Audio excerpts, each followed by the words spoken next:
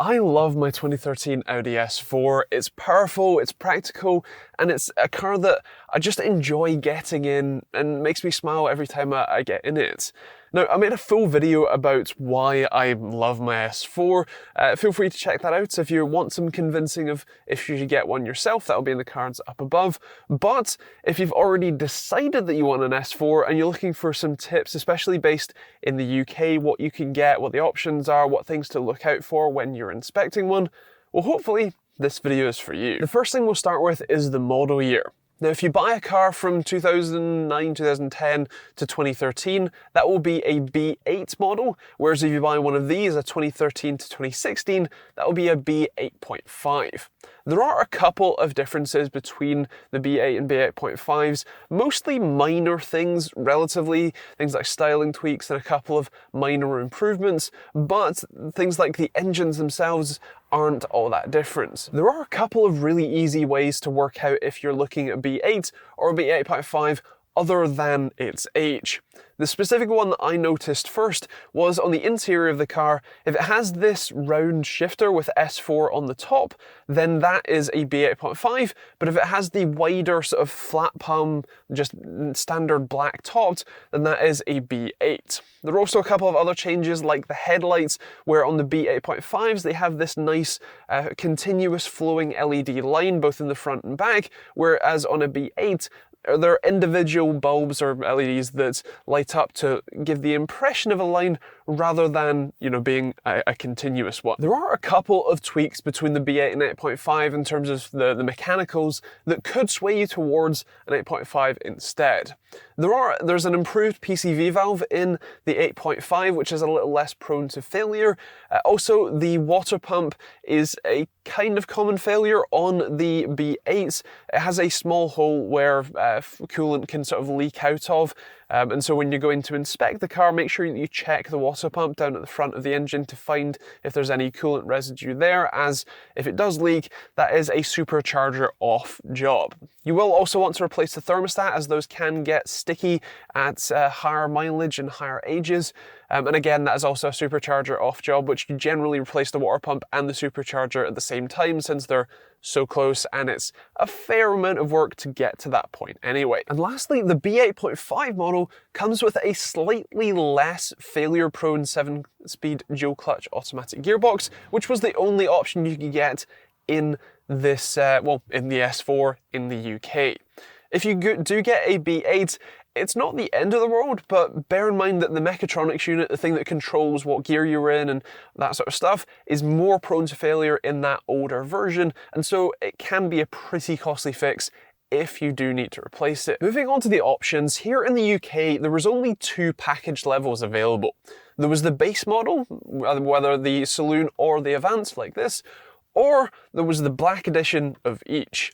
Now, the Black Edition isn't really all that special. You didn't really get anything overly extra with it. It was more styling tweaks, so things like black trims around the windows and the grills, black supercharged badges instead of either standard silver or V6T, because for some reason Audi still calls this a TFSI engine despite it being supercharged. But anyway, it's mostly those minor tweaks, but there was a whole load of other options that you could throw on. Now, in theory, the one option that you should be looking for the most is the sports rear differential. Now, I'm not entirely sure if anyone was able to actually option that in the UK, because I honestly haven't found any S4s that had a sports diff when I was looking, and I looked at a fair few of them.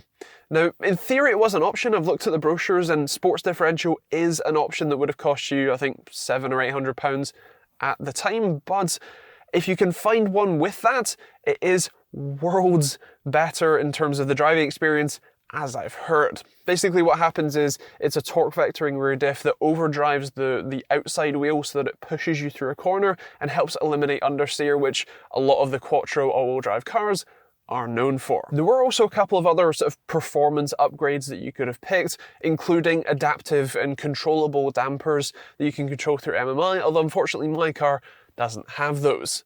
There was also a few other things, including the infotainment that you could option up, including having navigation, which would change where your buttons are. In my car, the Audi concert radio has all the buttons on it, but if you got the navigation package, it would be down below the gear shifter. A bit weird of a change, I know, but that was a thing. Also, in terms of exterior modifications or exterior options, things like the 5-spoke rotor wheels, which came as standard with the Black Edition, are fantastic. I much more prefer those, but you could have optioned them on a standard non-Black Edition car anyway. As for inspecting one, there are a couple of common issues that you should look out for when, well, inspecting. The first one is the front suspension upper ball joints.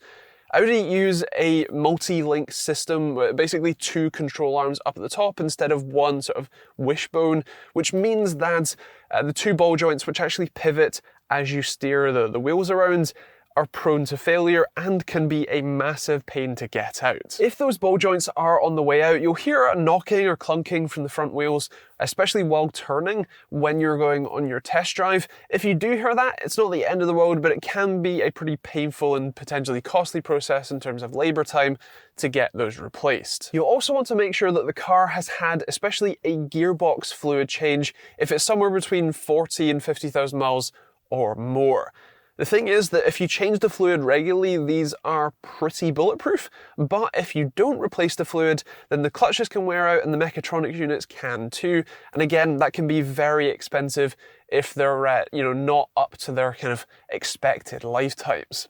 Either way, if it's had regular fluid changes, especially on the gearbox, that's a very good sign. As for inspecting in the engine bay, the obvious ones are still there. Check for any oil leaks and all that sort of stuff, but the main one that you want to check for is, like I said, that coolant leak coming from the water pump. Like I said, if it's on its way out, then that is a relatively labor-intensive job to replace that, and you'll generally want to replace the thermostat, like I said, and you want to replace the PCV while you're there, since that's buried under the supercharger too. Otherwise, there isn't too much to go wrong. Generally speaking, these are known as bulletproof cars, and generally for good reason. As long as they're well maintained, you do fairly regular oil changes, including on the gearbox, then you should be pretty happy with your purchase. When hunting for an S4 in the UK, it can be pretty difficult to find the exact spec you're looking for. The exact spec of Alcantara and leather seats like I really like, or the specific set of wheels, paint colors, or other options that you could have spec'd as well. But bear in mind that a lot of the parts that are on these cars are interchangeable with the standard A4 and even some of the RS4 parts. And of course, S4s are relatively plentiful, and so you should be able to either find one that meets your spec originally, or in worst case, retrofit quite a lot of the parts after the fact. Like I said, if you can find one with a sports diff, it's probably worth getting that one outright and then just retrofitting anything you want afterwards. So that's it for my guide on how to buy an S4 here in the UK, and a sort of tour around the options and things to look for. Of course, I would love to hear your thoughts in the comments down below. What do you think of the S4 as a car? Is it something you'd be interested in yourself? What sort of spec would you go for? And if I've missed anything, feel free to let me know in those comments down below too. Now, with that said, there are plenty of other videos that you can check out that will be on the end cards, and if you want to see more videos like this on a weekly basis, then hit that subscribe button and the bell notification icon. Otherwise, that is pretty much it from me. I hope you enjoyed the video and maybe possibly learned something along the way. And as I said, if you've got any questions, feel free to leave those in the comments down below. Otherwise, thanks for watching. We'll see you on the next video.